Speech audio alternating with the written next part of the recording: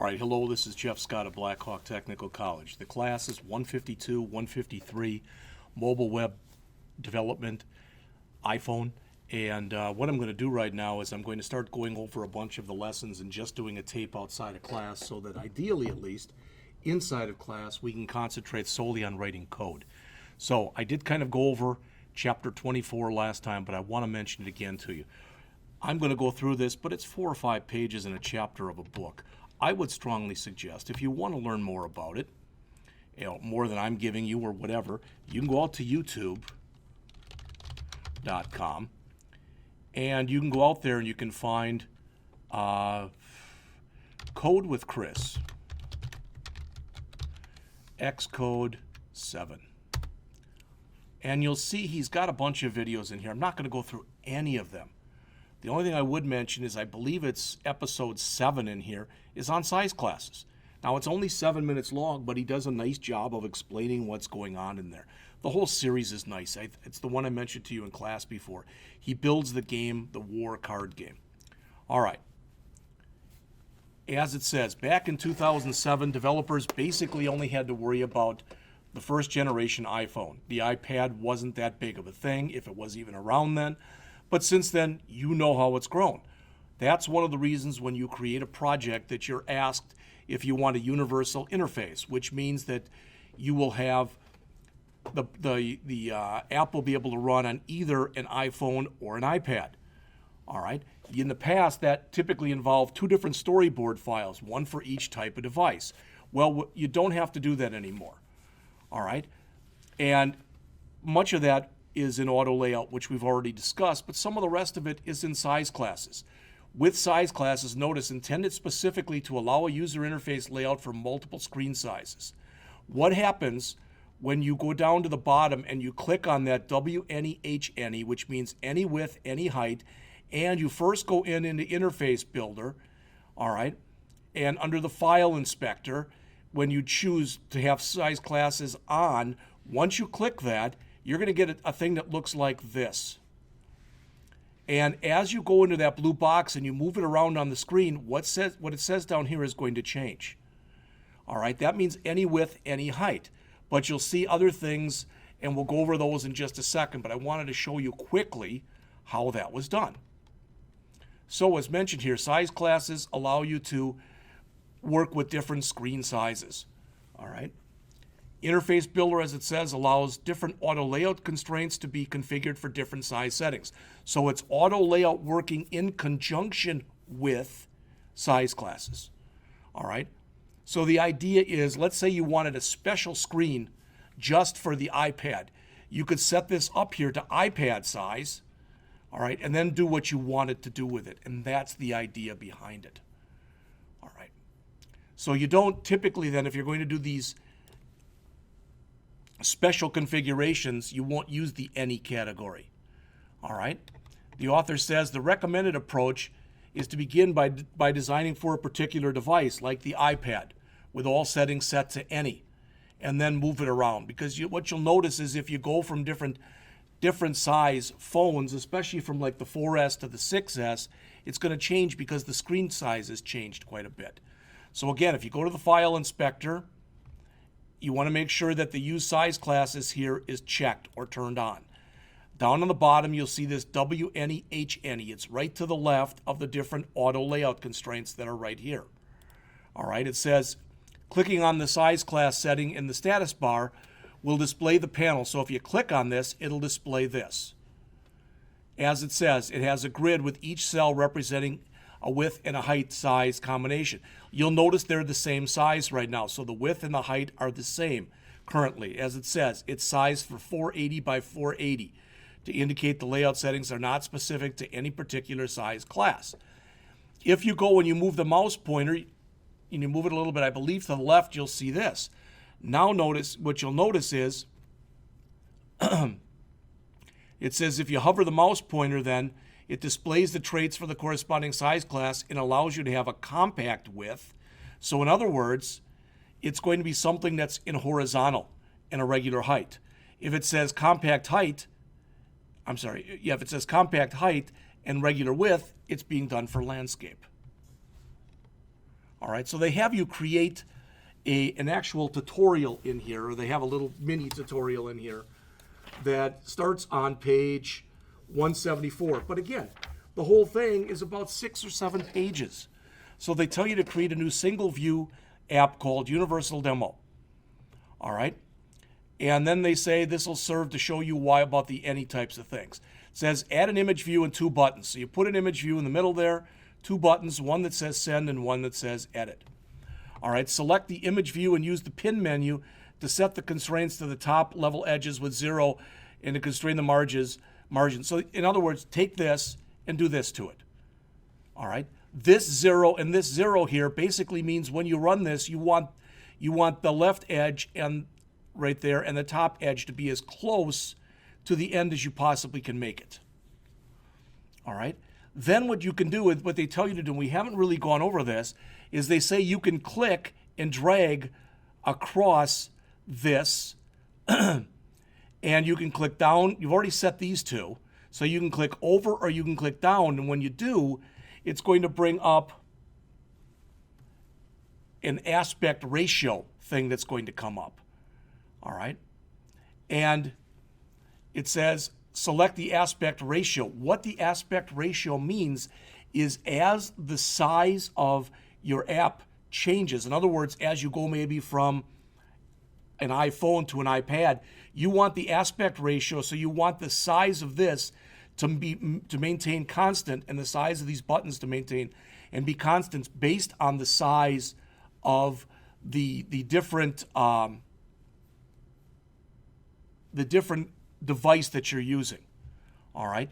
Then they tell you, it says come over there and enable with the image view the right edge to the nearest neighbor constraint. So in other words, you're saying you want that to be 23 pixels here away from these two things. All right. Then when you do this, they have you come in and actually add some images. This is another one of those examples that would probably be in your best interest to go through and try to do this.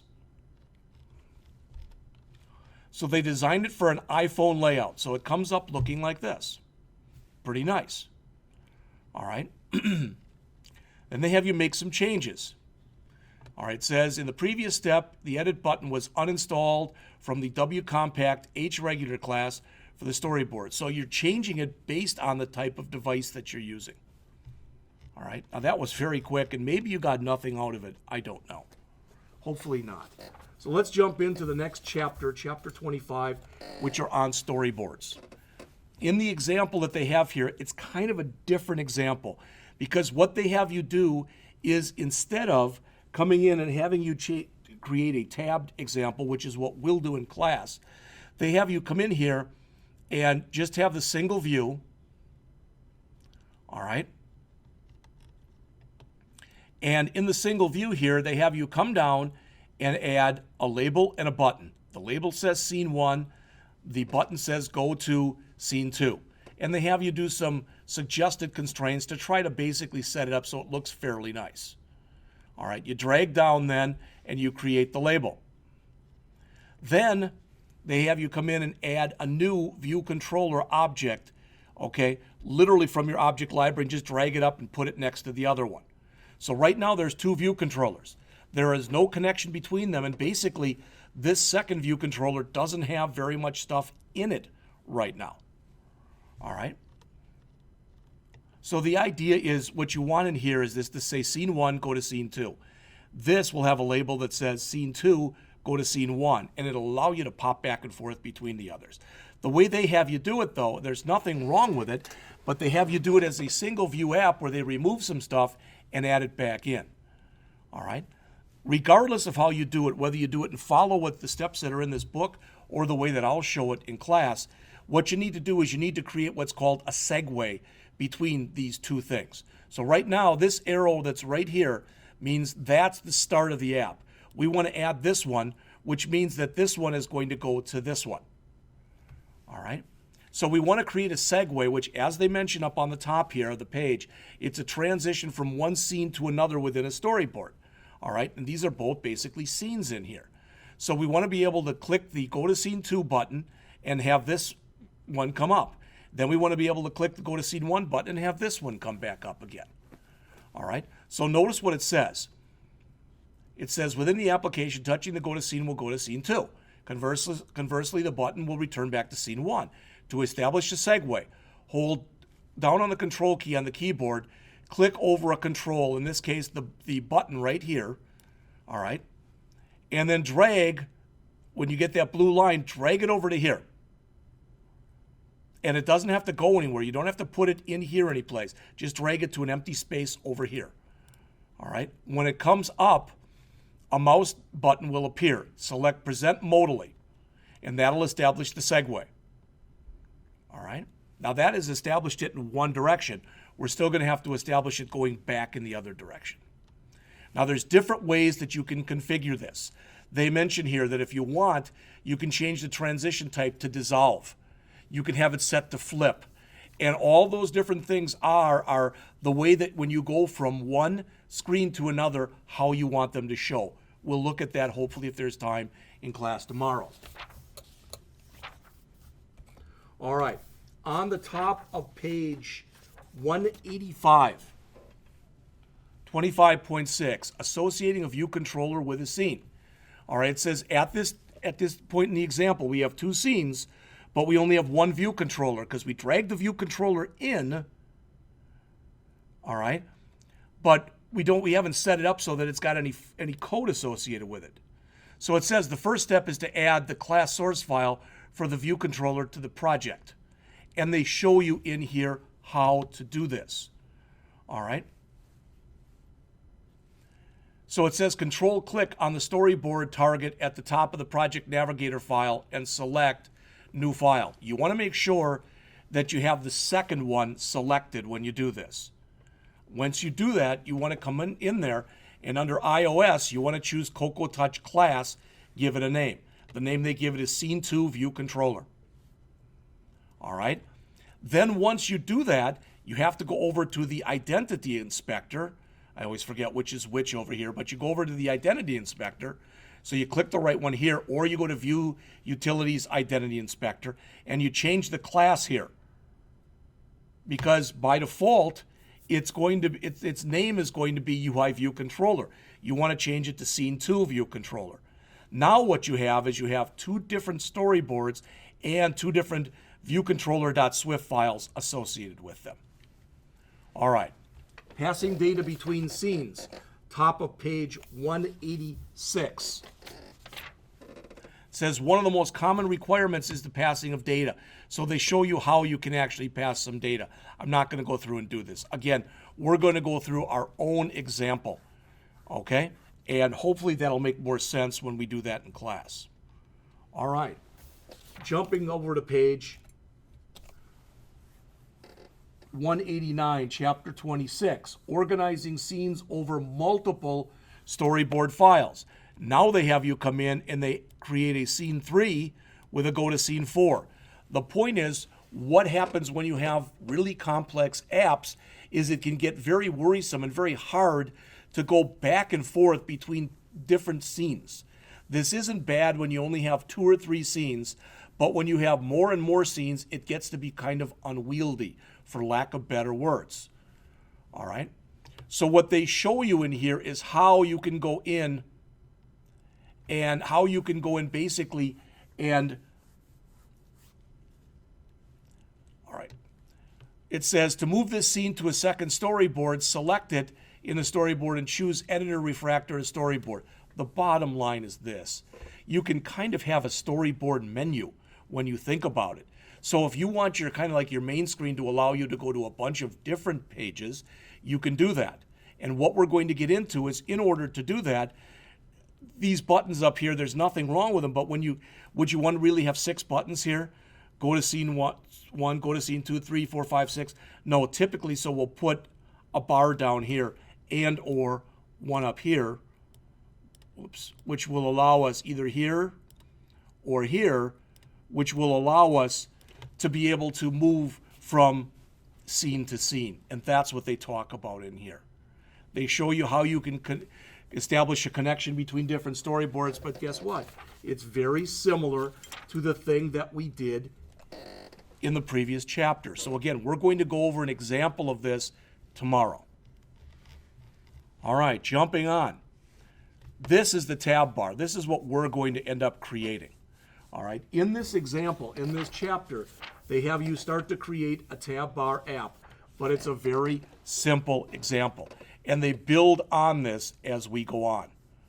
All right, so really, as it says, the goal of this chapter is to build a slightly more complex storyboard example. So far, everything we've done in this book has been a single view. But more than likely, as you get on in your career as an iPhone programmer, you'll have more than one view or one storyboard, whatever you want to call it. All right? So what we want to talk about in here is we want to talk about how to have a tab bar and be able to go back and forth between multiple different screens. All right? So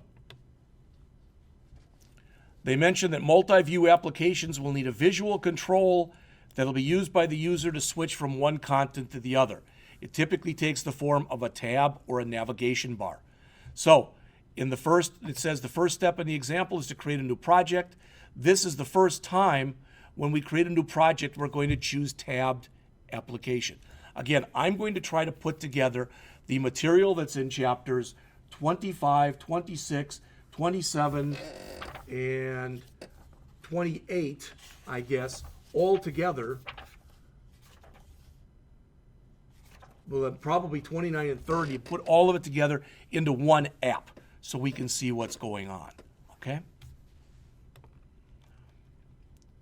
All right.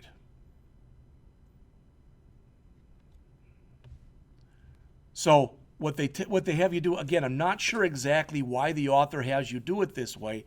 I guess they just want you to be able to start with a clean slate all the time.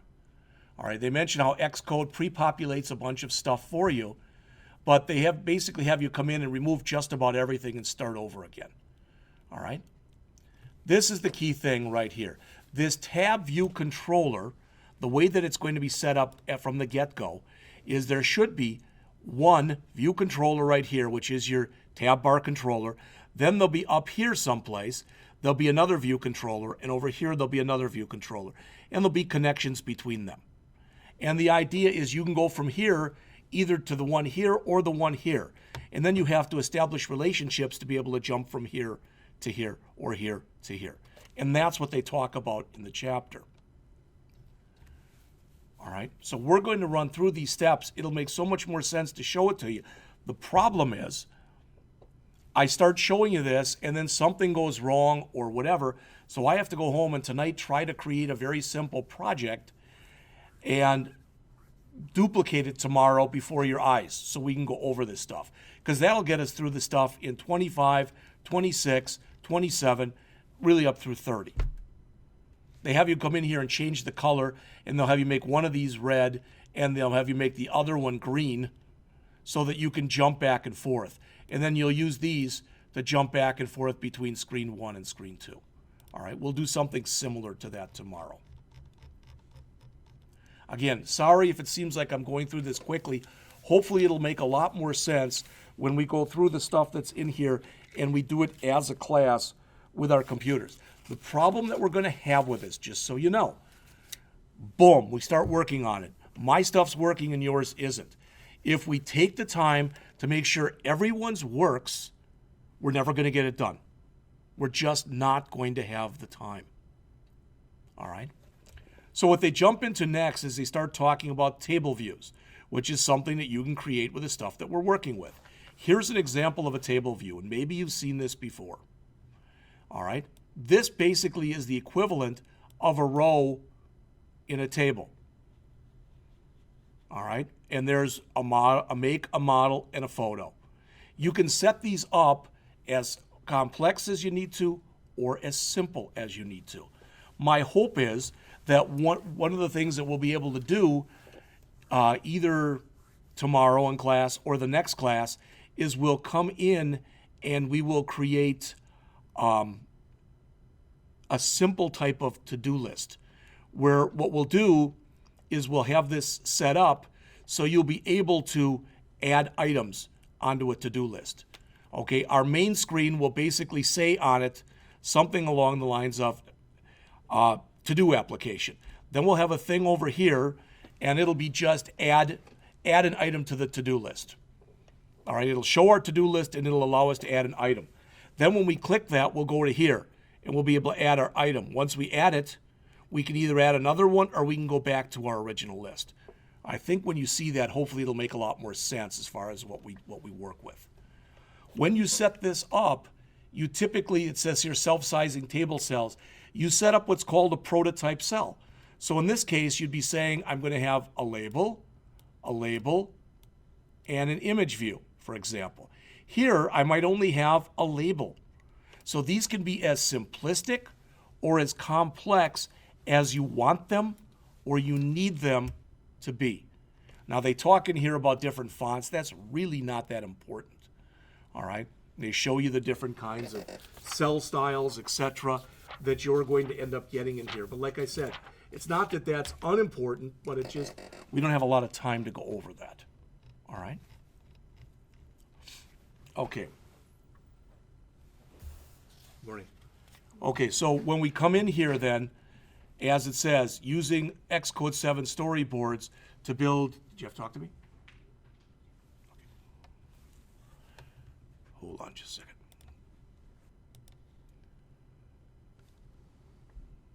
All right, so, sorry, a student came in, but I'm going to jump over here to chapter 29, building Xcode storyboards or using them to build dynamic table views.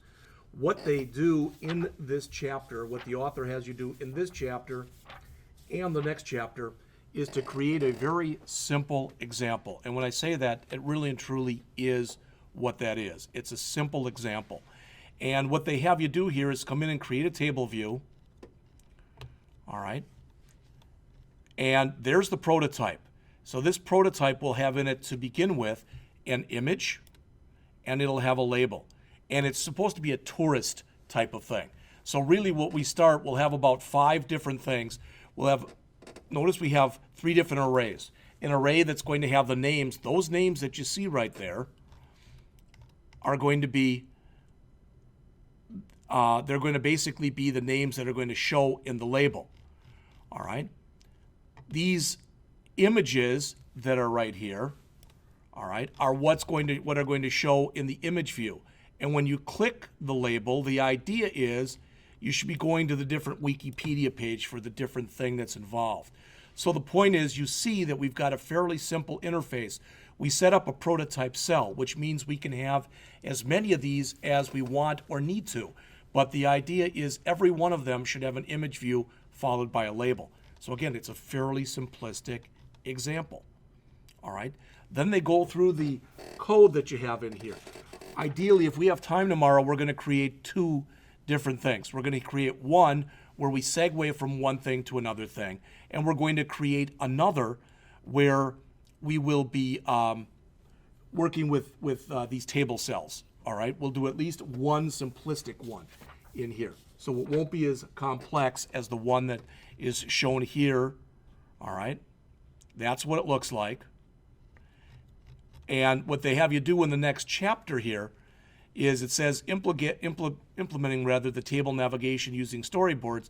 So the idea is they have another storyboard that comes in here. And what happens is when you come in and you click on what you saw previously, for instance, if I chose Buckingham Palace, it'll have this, it'll have an image, and it'll have some information about that.